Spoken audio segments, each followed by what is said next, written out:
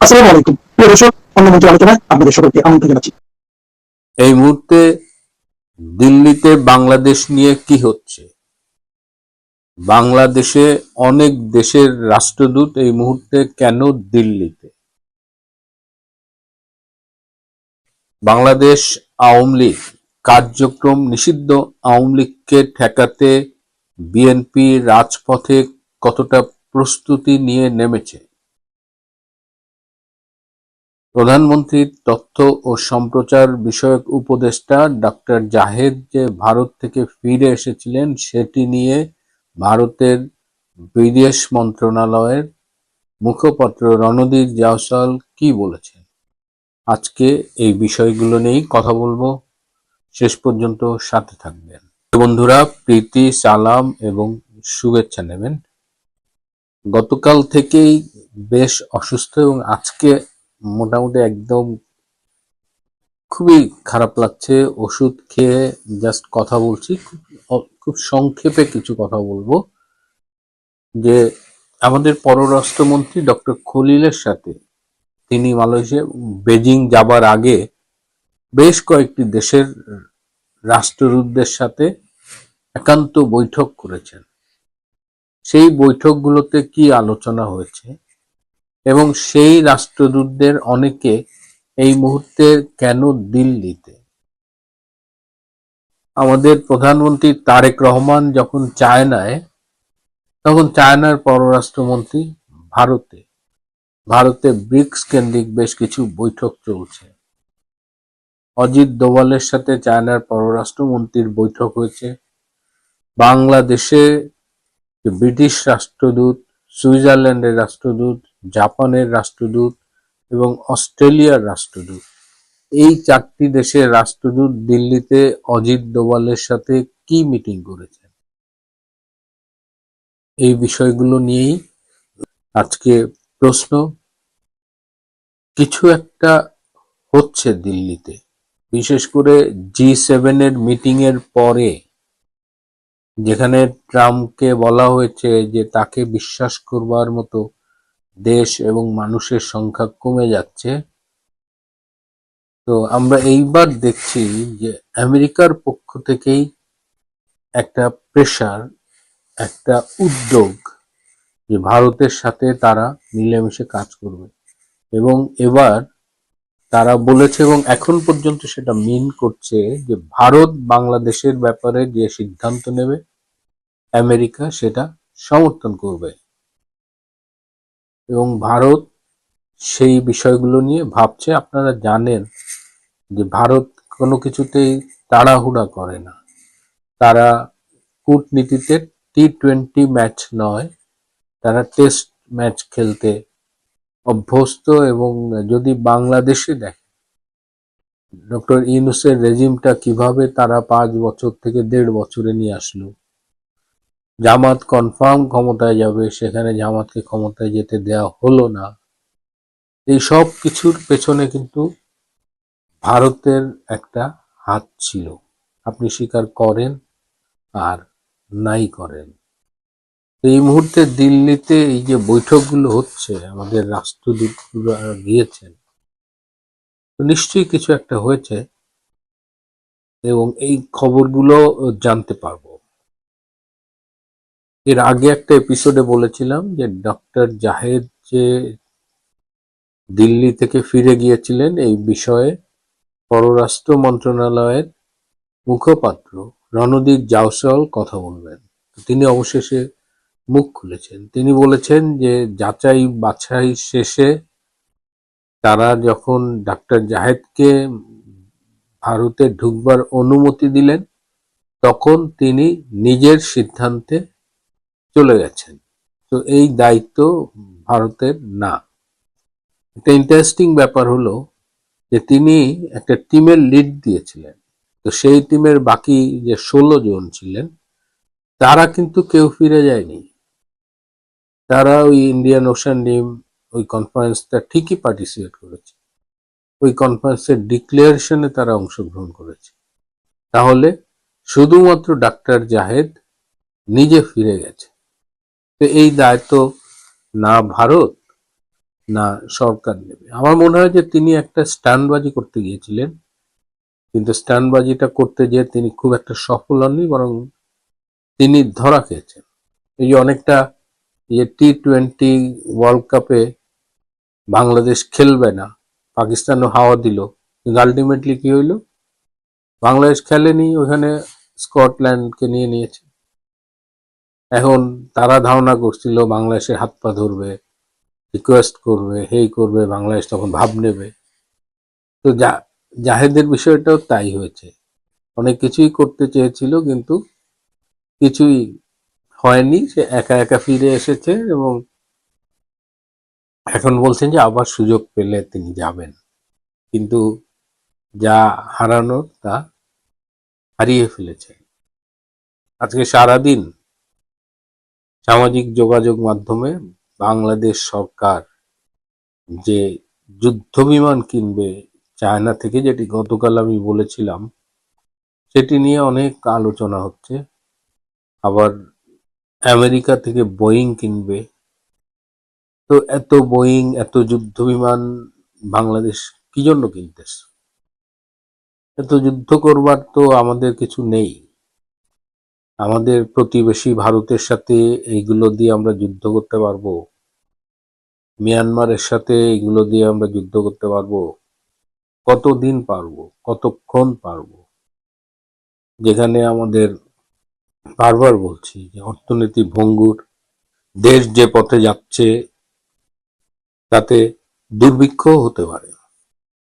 এই সময় কেন সরকার এত টাকা দিয়ে এই সমরাস্ত্র কিনছে, বিমান কিনছে? এই প্রশ্নের উত্তর খুঁজতে গিয়ে যেটা আমরা জানলাম, যে বর্তমান সরকার যে কেনাকাটায় কমিশন পাওয়া যাবে সেই বিষয়ে তিনি আগ্রহী, এবং এই বোয়িং, এই চীনের যুদ্ধ বিমান, এগুলো প্রত্যেকটায় একটা বড় রকমের কমিশন আছে।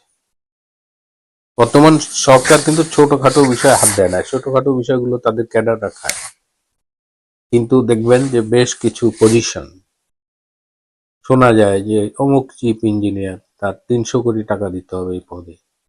আমাদের একটা ফার্মাসিউটিক্যালস আছে সরকারি, EDCL, essential drugs company limited, সেইটার যিনি MD, তাকেও একটা বড় অ্যামাউন্ট ইনশিওর করেই MD পদ নিতে হয়েছে, এবং মাঝখানে অ্যামাউন্ট দিতে পারছিলেন না বলে দেখবেন যে একজন সেক্রেটারি না কাকে জাস্ট ভারপ্রাপ্ত দেওয়া ছিল, পরে আবার টাকা পয়সার লেনদেন ঠিক হয়েছে। একদম শীর্ষ পর্যায় থেকে জানিয়ে দেওয়া হয়েছে যে পদগুলো লাভজনক সেখানে টাকা দিয়ে বসতে হবে। এবং এই কেনাকাটাও আপনারা দেখবেন যে অপ্রয়োজনীয় কেনাকাটা, এগুলো সব ওই কমিশন বাণিজ্য। আপনারা একটু চোখ কান খোলা রাখবেন। শেষে বলবো যে এই যে কার্যক্রম নিষিদ্ধ আওয়ামী লীগ, নিষিদ্ধ ছাত্রলীগ, স্বেচ্ছাসেবক লীগ, যুবলীগ, তারা তো মিছিল করছে, তাদের মিছিলের দৈর্ঘ্য বাড়ছে, ফ্রিকোয়েন্সি বাড়ছে। এই মিছিলের বিরোধিতা করতে গিয়ে বিএনপি তাদের অঙ্গ সংগঠন ও রাজপথে মিছিল করছে। এই ছবিটা দেখেন, 20 জনও নাই। একটা ক্ষমতাসীন দল, তারা কার্যক্রম নিষিদ্ধ আওয়ামী লীগ এবং তার অঙ্গ সংগঠনের মিছিল কার্যক্রম ঠেকানোর জন্য মাঠে নেমেছে, সেই মিছিলে 20 জন নাই। What does it indicate? বিএনপির আসলে সাংগঠনিক অবস্থাটা কি? সরকার তো তারা চালাতে পারছেই না, সাংগঠনিকভাবে নানান রকমের অপরাধের সাথে যারা জড়িয়ে গেছে, চাঁদাবাজি, লুটপাট, ধর্ষণ, কিন্তু যে রাজনৈতিক কার্যক্রম, সেটা কি অবস্থা এই ছবিতে আপনারা দেখলেন। আজ এ পর্যন্তই। ভালো থাকবেন, সুস্থ থাকবেন, তার চেয়েও জরুরি হলো নিরাপদে থাকবেন। আসসালামু আলাইকুম ওয়া রাহমাতুল্লাহি আমার জন্য ওয়া বারাকাতুহু। সবাইকে অনেক সম্মানিত দর্শক, আওয়ামী লীগ এবং বিএনপির মধ্যে যে পুরনো বিরোধ, এটি এখন তুঙ্গে। অবস্থা দৃষ্টি মনে হচ্ছিল যে বিএনপি এবং আওয়ামী লীগের মধ্যে একটা গোপন সমঝোতা হতে যাচ্ছে বা হবে, আর সেই সমঝোতাতে বিএনপি নির্বিবাদে 5টি বছর সুন্দরভাবে দেশ পরিচালনা করবে এবং সমাজে একটা ব্যালেন্স থাকবে, রাষ্ট্রে একটা ব্যালেন্স থাকবে, পলিটিক্যাল যে ময়দান সেখানে প্রতিযোগিতা থাকবে কিন্তু একটা তলে তলে সমঝোতা থাকবে। পার্লামেন্টে যে ইসলামী দলগুলো রয়েছে, এনসিপি আছে, তারা তাদের কার্যক্রম চালাবে, কিন্তু কোনো অবস্থাতেই তারা যেন সরকারকে জিম্মি করতে না পারে, সেখানে পলিটিক্যাল যে ভারসাম্য, সেই ভারসাম্য রক্ষা করার জন্য আওয়ামী লীগ দায়িত্ব পালন করবে। আর তার প্রেক্ষিতে ধীরে ধীরে ধীরে ধীরে আওয়ামী লীগকে নর্মালাইজ করার জন্য সরকার সর্বরকম ছাড় দিবে, আস্তে আস্তে যেন লোকজন মন্দও না বলতে পারে, আওয়ামী লীগকে পুনর্বাসন করা হয়েছে এই ধরনের বদনাম দিতে না পারে। এইরকম একটা চাণক্য নীতি বর্তমান সরকার গ্রহণ করেছে বা করবে, এরকম একটা আশা ছিল।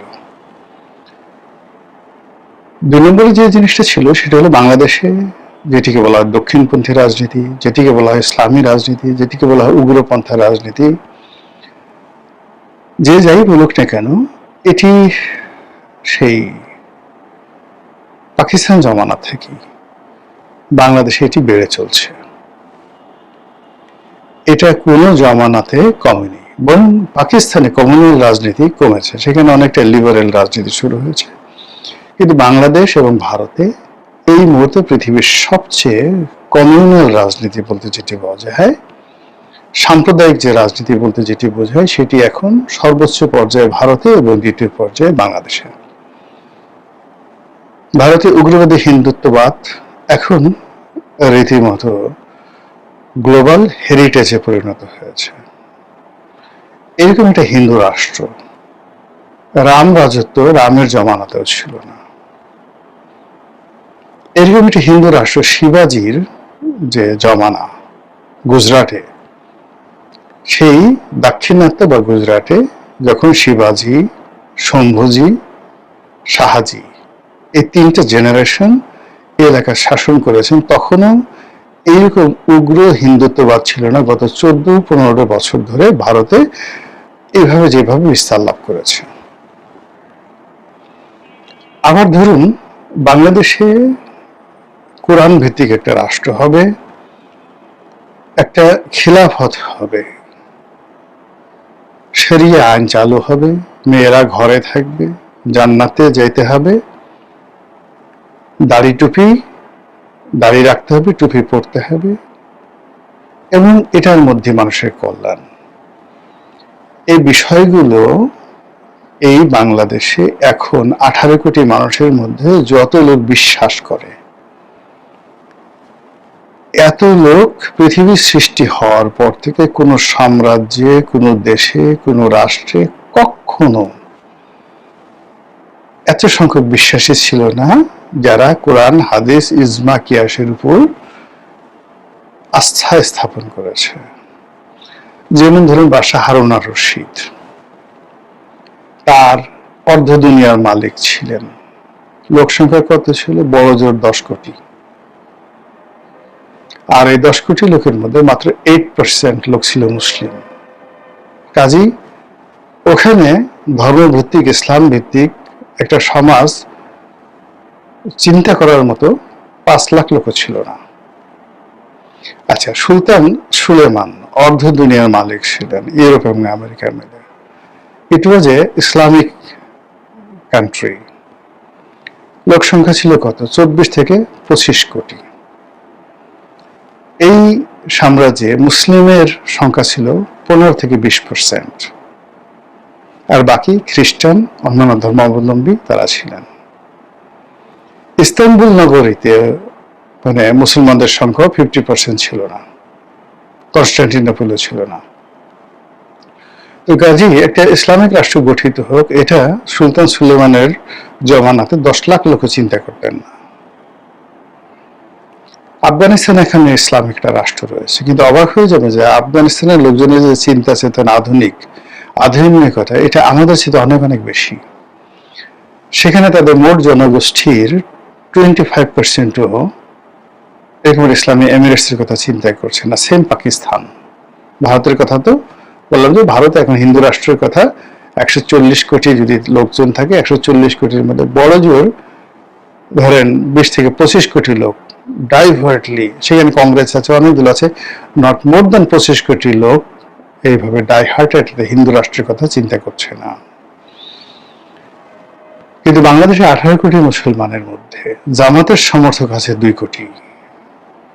এরবারে অন্যান্য সব মিলিয়ে যদি আপনি ধরেন অ্যাট লিস্ট 5 থেকে 6 কোটি লোক, 5 থেকে 6 কোটি লোক মনে প্রাণে তারা বিশ্বাস করছে যে তারা একটা এমিরাত গঠন করবে, তালেবানি রাষ্ট্র গঠন করবে, শরিয়া ভিত্তিক শাসন করবে, এবং এর মধ্যেই মানুষের কল্যাণ, কোরআন হাদিস ইজমা কিয়া। সেই 5 থেকে 6 কোটি লোক, এটাকে আপনি কিভাবে মোকাবেলা করবেন? এটা তো বাস্তবতা। এই ব্যালেন্সটি রাখার জন্য, এটাকে মোকাবেলা করার জন্য যে পলিটিক্যাল একটা উন্মুক্ত ময়দান দরকার ছিল, সেই ময়দানে যখন রুই মাছ থাকে, বোয়াল মাছ থাকে, অমুক জিনিস থাকে, ইভেন অনেক মাছ আছে, বোয়াল মাছ, অনেক মাছ আছে যে মাছগুলো অনেক মাছ খেয়ে ফেলে, সাপ খেয়ে ফেলে, সাপের মাছ খায়, কিন্তু অনেক মাছ আছে যে মাছগুলো আস্ত সাপ গিলে খেয়ে ফেলতে পারে। এই জন্য হয় কি, যে আমরা নদীর মাছ খেতে চাই কেন? বিকজ ওখানে প্রকৃতিগতভাবে বেড়ে ওঠে, ওদের শরীরে একটা স্ট্রেন থাকে, টেস্ট থাকে, সবকিছু থাকে, যেটা আসে। কিন্তু পুকুরের মধ্যে যে মাছগুলো, আমরা সেই মাছগুলোর মধ্যে ওই স্বাদগুলো কখনো পাই না। তো রাজনীতির ময়দানে এরকম একটা উন্মুক্ত অবস্থা তৈরি হলে বিএনপি ভালো থাকবে, আওয়ামী লীগ ভালো থাকবে, এবং জামাত ভালো থাকবে। কিন্তু দেখুন, গত 2 বছরে মধ্যে 1.5 বছর যেটি ইউনূস জামানাতে, এই বাংলাদেশে অনেক কিছু হয়েছে যার দায় জামাতকে নিতে হয়েছে। আচ্ছা, এই যে বলাৎকার, শিশু বলাৎকার, আচ্ছা জামাতের আমি কি মাদ্রাসার কোনো শিক্ষককে বলে দিচ্ছে তুমি শিশু বলাৎকার করো? অথচ জামাতের পরিচয়ে বা জামাত মাইন্ডেড হয়ে একটা সে মাদ্রাসা চালাচ্ছে, মহিলা মাদ্রাসা চালাচ্ছে, মহিলা মাদ্রাসা 30-35 জন ছাত্রী, বাচ্চা থেকে শুরু করে সবাইকে সে গণহারে ধর্ষণ করছে অন রেগুলার বেসিসে। এই জন্য কি জামাত দায়ী? ওই যে মাজার ভাঙলো, পুড়িয়ে ফেললো, জামাতের আমিরকে বলে দিয়েছে, কিন্তু এই দায়িত্বগুলো নিতে হয়েছে বিকজ ইটস এ কনজারভেটিভ। এবং ডক্টর ইউনূস যদি আর কয়দিন ক্ষমতায় থাকতেন, মানে আর বছরখানিক ক্ষমতায় থাকেন, আপনি বিশ্বাস করেন, এই যে আমি এখন কোটটায় পরে ঘুরে বেড়াচ্ছি, আমাকে যদি রাস্তায় থামিয়ে 2 গালে চর দিয়ে, বেটা হারামজাদা মুসলমানের পোলা, তুই এখন পর্যন্ত দাড়ি রাখিসনি, মাথায় টুপি পরিসনি, আবার টাই পরে ঘুরে বেড়াচ্ছিস, কুত্তার জিব্বা পরে ঘুরে বেড়াচ্ছিস, তোর একদিন কি আমার একদিন। পাশের লোকজন সব তালি বাজাতো যে এতদিন এই বাংলাদেশে এটা উচিত কর্ম শরিয়তি বিচার হয়েছে, 1 বছর গেলে ওই অবস্থা হয়ে যেত। এই সমাজে তারেক রহমান, তিনের ছেলে কাউয়া, তারেক আমার সাউবা, কি করতে পারছে বিএনপি? হয়নি, এই কথা বলে 1, 2, 3, 4 তারেক রহমানের ওইটা মার। এখন বিএনপির যে সমস্ত লোক খুব বড় বড় কথা বলছে, এই স্লোগান যখন বুয়েটে হয়েছে, বিশ্ববিদ্যালয় হয়েছে, কি করতে পারছে তারা বলেন? সমাজে কিছু করে ফলে এগুলো বললে হবে না। একটা সমাজে বা এই যে যখন 1, 2, 3, 4 এই জামাতের আমিরের মতো ভদ্রলোক, সে কি কখনো চেয়েছেন যে তার দলের কর্মীরা, তার সমর্থকরা তারেক রহমান সাহেবের ব্যাপারে গালাগালি করবে, জায়মা রহমানকে নিয়ে জিনিসগুলো করবে? এই পুরো জিনিসটি হয় যখন রাজনীতিতে ভারসাম্য থাকে না। এনিওয়ে, তো সে কারণে রাজনীতির ভারসাম্যতে বিএনপি, আওয়ামী লীগ, সমস্ত রাজনৈতিক দলগুলো থাকবে, এরকম যারা আশা ভরসা করেছিলেন, এমনকি আওয়ামী লীগের লোকজন যারা এই আশা করে জামাতকে নিয়ন্ত্রণ করার জন্য বিএনপির সঙ্গে হাত মিলিয়েছেন, বিএনপিকে ভোট দিয়েছেন, তারা এখন নিজের কান নিজেরা মলছেন। তারা এখন মনে করছেন ভুল হয়ে গেছে, আমাদের ভুল হয়ে গেছে। ফলে তারা হঠাৎ করে যদি এই অবস্থাতে সেই মামুনুল হকের সাথে বিএনপির পরিবর্তে আওয়ামী লীগের সম্পর্ক হয়ে যায়, চরমোনাইয়ের সাথে সম্পর্ক হয়ে যায়, জামাতের সাথে আওয়ামী লীগের সম্পর্ক হয়ে যায়, এবং প্রত্যেকটা জায়গাতে যদি তাদেরকে ধরেন, হান্নান মাসুদ হাতিয়াতে ছাড় দিয়ে দিল, হাসনাত আব্দুল্লাহ সে ছাড় দিয়ে দিল কুমিল্লাতে, জামাতের আমির যারা যারা যেখানে যেখানে আছে, মিরপুরে জামাতের লোকজন স্টপ হয়ে রইল, বিএনপির তো ওখানে কোনো সংগঠন নাই, তুলি ওখানে গেছে, সাজু ওখানে বসে আছে। গুলশানে আওয়ামী লীগ যে মিছিল করে, বলেন তো কে ওখানে ঠেকাবে? রামপুরাতে যদি আওয়ামী লীগ মিছিল করে, নাহিদের পক্ষে সম্ভব না, কে ঠেকাবে বলেন তো? ফলে রাজনীতির যে ময়দানগুলো না, এটা পুরোটাই নিয়ন্ত্রণহীন, ভারসাম্যহীন হয়ে পড়েছে। এটা সরকার বুঝতে পারছে। সেই বুঝতে পারার পর তারা যেটা করছে, তারা প্রথমে মনে করেছিল জামাত তাদের বড় শত্রু, তারা জামাতকে গুতগুতি করেছে, গুতগুতি করে জামাতকে এমন একটা জায়গায় ফেলে দিয়েছে, জামাতের সঙ্গে আবার বন্ধুত্ব করবে। জামাত এখন মানে দরকার হলে রয়্যাল বেঙ্গল টাইগারের কি বিশ্বাস করবে, তার সঙ্গে ঘর করবে, সুন্দরবনে গিয়ে দেখা হলে বাঘের কামড়ে মরবে, কিন্তু বিএনপির কামড়ে মরতে তারা এখন নারাজ। বিএনপি তার যে বিশ্বাস, জামাতের সাথে বিশ্বাসটা হারিয়ে ফেলেছে।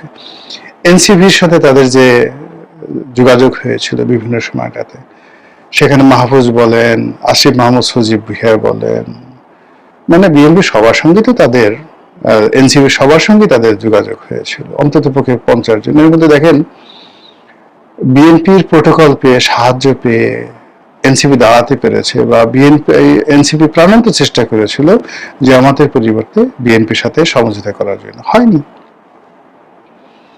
ইভেন মামুনুল হকেরা চেয়েছিল, চরমোনাই পীর সাহেবরা চেয়েছিল, কেউ হয়নি।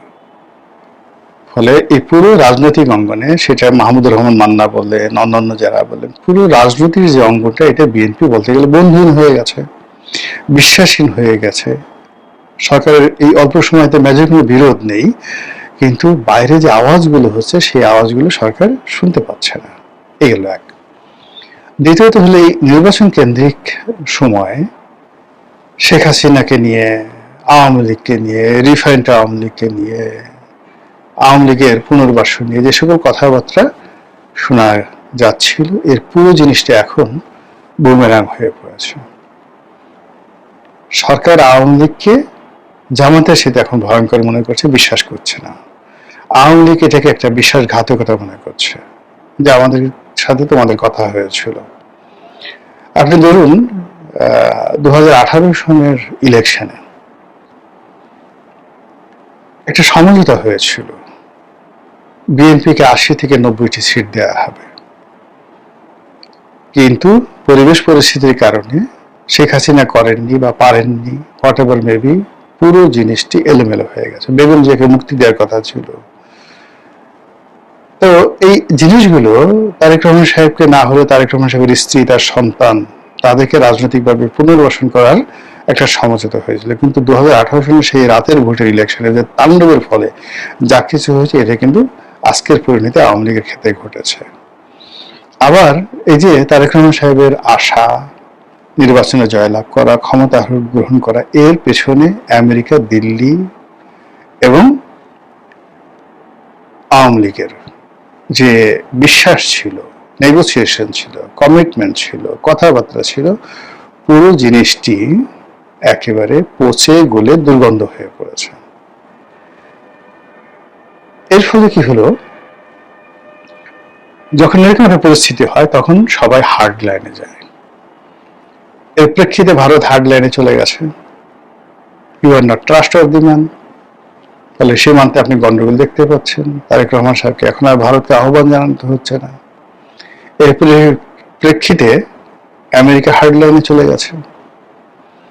তাদের কোনো প্রতিনিধি, কোনো গুরুত্বপূর্ণ ব্যক্তি বাংলাদেশে আসছে না। বাংলাদেশের কোনো গুরুত্বপূর্ণ ব্যক্তিকে, ব্যবসা প্রতিষ্ঠানকে, নেগোসিয়েশনকে আমেরিকার সঙ্গে হচ্ছে না। শুধুমাত্র চুক্তিটা হয়ে গেছে, সেই চুক্তির প্রেক্ষিতে তাদের যা যা দরকার সেটা করে কুল্লো খালাস, যাও, এখন দেখি তুমি কদিন থাকতে পারো। এই গেল আমেরিকা। আওয়ামী লীগ প্রথম কয়েকদিন শেখ হাসিনা, তারেক রহমান সম্পর্কে কোনো বাজে কথা বলেননি, এখন বলা শুরু করেছেন। বেগম জিয়া সম্পর্কে, বিএনপি সম্পর্কে, শহীদ জিয়া সম্পর্কে কোনো কথা বলেননি।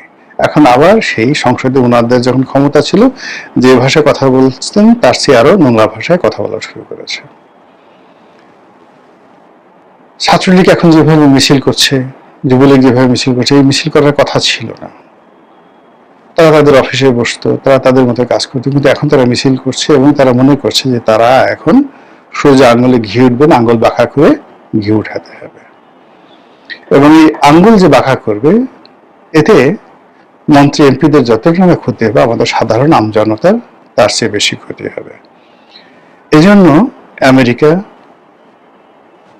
দিল্লি আর আওয়ামী লীগ যুগপৎভাবে সরকারের বিরুদ্ধে তারা যে সকল জিনিস করার চেষ্টা করছে, মহড়া দিচ্ছে, যা কিছু করছে, এজন্য এই মুহূর্তে সরকারের হাতে বিকল্প আর কোনো ওয়ে নাই সতর্ক হওয়া ছাড়া, আর মানে হার্ড, যেটা আইরনি, নিষ্ঠুর হওয়া ছাড়া। এবং সেই কাজটি সরকার তারা করছে, তারা আওয়ামী লীগকে এখন আর কোনো ছাড় দিবে না, রাষ্ট্রশক্তিকে সর্বোচ্চ ব্যবহার করবে।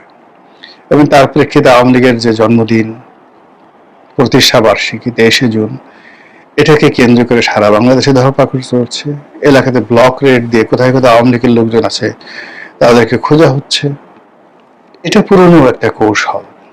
এই কাজটা সরকার করছে, তারা আওয়ামী লীগকে আর কোনো ছাড় দেবে না, ভালো কথা। এবারে শেখ হাসিনার ব্যাপারেও দেখা গেল যে তাকে ফিরত আনা, তাকে বিচার করা, তাকে নেতৃত্ব রাখা বা বিকল্প যে জিনিসগুলো শেখ হাসিনা কেন্দ্রিক চিন্তা ভাবনা সরকার কাছ থেকে আশা করা হয়েছিল, সেটাও বুমেরাং। অর্থাৎ তারেক রহমান সাহেব ইন পার্সন শেখ হাসিনাকে এক চুল ছাড় দিতে রাজি হবেন বলে আমার কাছে মনে হচ্ছে না। ফলে সরকার এবং বিএনপির মতো একটা দল, তারা যুগপৎভাবে রাষ্ট্রশক্তি ব্যবহার করে আওয়ামী লীগের বিরুদ্ধে চলে গেছে। আর আওয়ামী লীগ এই সময়টাতে ভারতের মতো একটা রাষ্ট্রের সহযোগিতা নিয়ে, নিজেদের অভিজ্ঞতা এবং তার সঙ্গে সঙ্গে আমেরিকার সহযোগিতা নিয়ে তারা যেভাবে সরকারকে টাইট দেওয়ার, সরকারকে ব্যতিব্যস্ত রাখার, সরকারকে ক্ষমতাচ্যুত করার যে চক্রান্তগুলো করছে, তৎপরতা চালাচ্ছে, তার ফলে রাজনীতি এই জুলাই আগস্ট এই 2 মাসে সীমাহীন উত্তপ্ত হয়ে পড়বে, আনবিলিভেবল। আর সেপ্টেম্বরে গিয়ে একটা সেবে চলে আসবে। কাজে সাধু সাবধান। আল্লাহ আমাদের সবাইকে নিরাপদ রাখুন, হেফাজত করুন, ভালো রাখুন, এই দোয়া করছি। আসসালামু আলাইকুম ওয়া রাহমাতুল্লাহি ওয়া বারাকাতুহু।